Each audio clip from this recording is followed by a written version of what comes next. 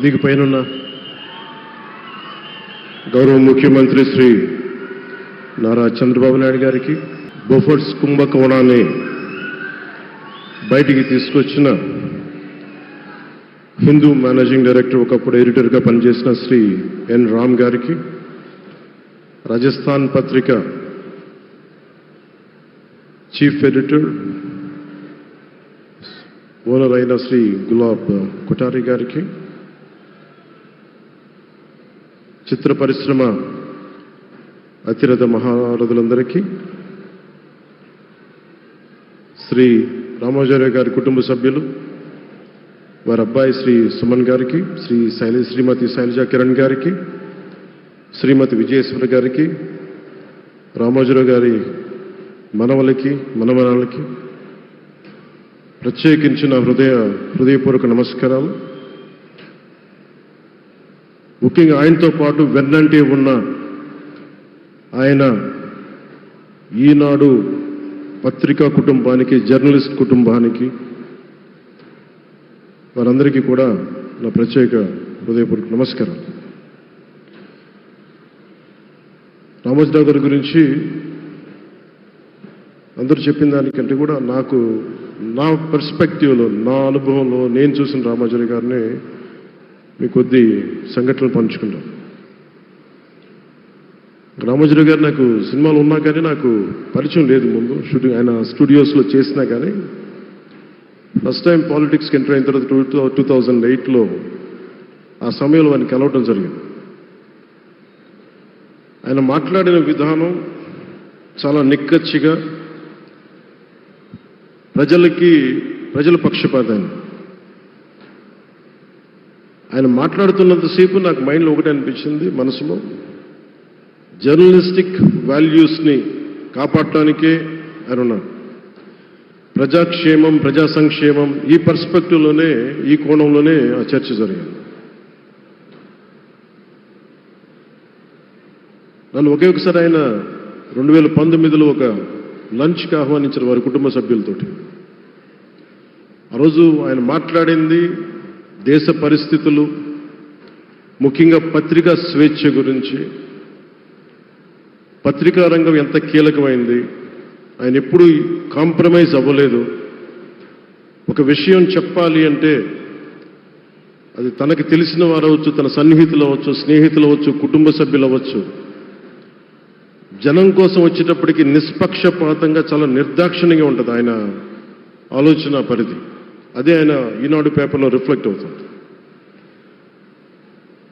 నేను చాలాసార్లు అనుకునేవాడిని, ఒక వ్యక్తికి ఇంత, ఆయన ఆ రోజు లంచ్ తర్వాత కూర్చున్నప్పుడు ఆయన మాట్లాడుతుంటే ఆయన వేదనని నేను చూశాను.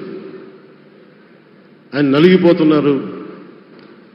నిజంగా పత్రికా స్వేచ్ఛ ఎంత అవసరం దేశానికి, ప్రజాస్వామ్యానికి ఎంత కీలకమైంది, అది ఆయన చెప్తుంటే ఆయన ఆవేదన నాకు అర్థమైంది. అలాంటి వ్యక్తి మీద ఎన్ని రకాల ఇబ్బందులు పెట్టారో మనందరికీ తెలుసు. ఒక పేపర్ ఒకటే నడపటం చాలా కష్టసాధ్యమైంది. కానీ దాంతోపాటు ఆయనకి నష్టపోవడానికి, జనరల్గా అలాంటి విలువలు, కమిట్మెంట్ ఉన్నవాళ్ళు మిగతా వ్యాపారాలు అంటే ఆయన్ని అన్ని రకాలుగా దాడులు చేయడానికి చాలా తేలిక. అలాంటి దాడుల్ని తట్టుకుంటూ యాజ్ అ జర్నలిస్ట్ ఆయన అన్కాంప్రమైజింగ్ యాటిట్యూడ్, అన్కాంప్రమైజింగ్ వాలర్, అవన్నీ ఆయన్ని నాకు చూస్తే చాలా చాలా ఆనందం వేసింది. ఆయన ఒకటే చెప్పారు నాకు, your upcoming political leader, I wish you all the best. నీ జీవితంలో నువ్వు కాంప్రమైజ్ అవ్వకు, what ever you believe in, నువ్వు ఏదైతే నమ్ముతావో దాన్ని త్రికరణ శుద్ధిగా చేయని చెప్పి ఆయన చెప్పింది నేను ఈ రోజుకి మర్చిపోలేను. అలాంటి మహానుభావుడు సంస్మరణ సభకి నేను ఈరోజు ఇక్కడికి రావటం ఆంధ్రప్రదేశ్ ప్రభుత్వం భాగంగా నాకు నిజంగా చాలా ఆనందంగా ఉంది. రైట్ టు ఇన్ఫర్మేషన్ యాక్ట్ దారిలో చూస్తూ ఉంటుంది దాకా ఎగ్జిబిషన్లో 2008 రైట్ టు ఇన్ఫర్మేషన్ యాక్ట్లో ప్రజలకు ప్రతిదీ తెలియాలి, ప్రభుత్వంలో ఏం జరుగుతుంది, ప్రభుత్వం ఏం తీరుతలు ఎలా ఉంది అని.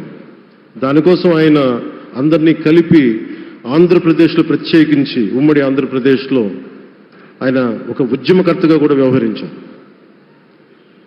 ఒక ఆర్టీఐ లాంటి థాట్ ప్రాసెస్ ఉండాలి అంటే ఒకటే ఉంటుంది, ఇది ఏమి జరిగినా ప్రజలకి తెలియాలి. ప్రభుత్వంలో ఉన్న రాజకీయ వ్యవస్థ ఏమి చేసినా ప్రజలకి తెలియాలి, వారికి అండగా ఉండాలని చెప్పి ఆయన చేసిన ఈ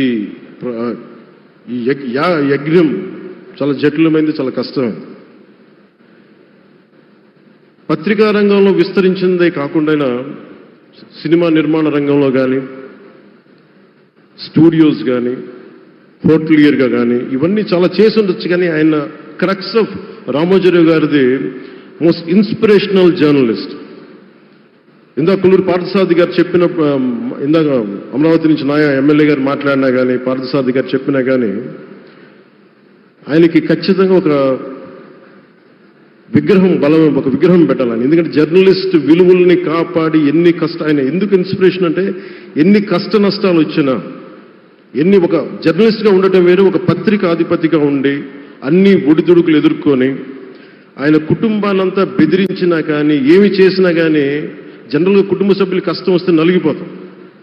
కానీ అది కూడా దాటుకొని నేను నా జర్నలిస్ట్ వాల్యూస్ నేను కాంప్రమైజ్ అవ్వను, ఏదైతే జరగనని చెప్పి ఆయన కూర్చోబెట్టి at the cost of his family members also he vent ahead and uphold the journalistic values. వారికి దానికి చాలా చాలా సాహసంగా నాకు చాలా ఆనందం వేసింది. ఆయన ఆఖర్లో ఎలక్షన్ రిజల్ట్స్ వస్తాయి, ఎప్పుడు వస్తాయి వీటన్నిటి అనుకున్న టైంలో నేను ఒకటి అనుకున్నాను, ఆయన ఆరోగ్యం క్షీణిస్తూ ఉంది, బాగుండు, ఆయన ఈ విజయ వార్త వింటారా లేదా అనేది నేను ఒకటి ఆలోచిస్తూ ఉన్నాను. సో నేను శ్రీమతి శైలజా కిరణ్ గారిని, సుమన్ గారిని, శ్రీమతి విజయశ్రీ గారిని అడిగినప్పుడు నేను ఒకటి అడిగాను, ఆయన విన్నారా అండి, ఆయనకి మాటలు వినిపించినాయా?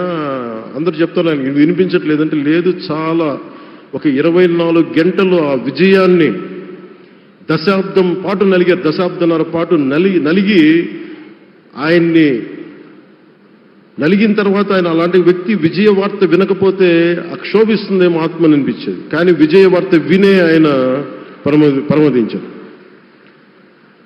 అందుకు నాకు చాలా ఒక తృప్తినిచ్చింది. అలాంటి మహానుభావులకి నా నివాళులు అర్పిస్తూ ఆయన నుంచి ఎవరైనా నేర్చుకోవాల్సింది, ప్రజాస్వామ్యాన్ని పరిరక్షించడానికి ఎవరి స్థాయిల్లో, ఒక పత్రికాధిపతిగా కావచ్చు, ఎవరు ఏ స్థాయిలో ఉన్నా దాన్ని మనం కాపాడాల్సిన అవసరం ఉంది. అలాగే ఆయన జర్నలిస్టిక్ వారసత్వ ప్రవాహం అంటే ఉదాహరణకి ఈనాడు, ఈటీవీ తాలూకు ప్రజెంటేషన్ ఆఫ్ న్యూస్ చాలా న్యూట్రల్గా, అన్బయాస్డ్గా ఉండదు. ఏదైనా విషయం చెప్పేటప్పుడు నా గురించి ఎంత రాస్తారో, నన్ను తిట్టాలనుకున్నప్పుడు అంతే తిడతారు. అంటే నువ్వు చేసే పనిని బట్టే గుర్తిస్తారు తప్ప నాకు తెలుసు కదా అని చెప్పి మళ్ళీ దానికి ఫేవరెటిజం ఉండదు. అది తెలుగుదేశం పార్టీ కావచ్చు, ఇంకొక పార్టీ కావచ్చు, కాంగ్రెస్ కూడా కావచ్చు. కాంగ్రెస్ చేస్తే కాంగ్రెస్ని ఆయన్ని పైకెత్తిన సందర్భాలు ఉన్నాయి. అలాగే ఏ పార్టీ తప్పులు చేసి నచ్చని ప్రజలకి ఇబ్బందికరమైన సంఘటనలు జరిగినప్పుడు ఏం మాత్రం వెనకాడకుండా ఫ్రంట్ పేజీలు వేసేవాడు. ఫ్రంట్ పేజీలో మరీ చాలా బలంగా చేసేవాడు.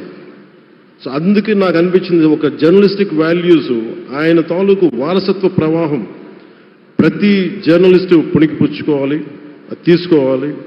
ఒక నది ఒక ప్రవాహం వెళ్తున్నప్పుడు మన స్థాయి, అది నువ్వు ఒక చిన్న బకెట్తో తీసుకుంటావు, చెంబుతో తీసుకుంటావు, ప్రవాహంలో నీళ్ళు అన్నట్టుగా రామోజీరావు గారి జర్నలిస్టిక్ వారసత్వ ప్రవాహాన్ని మనం ఎంత తీసుకుంటాం అనేది మన స్థాయిని బట్టి ఉంటుంది.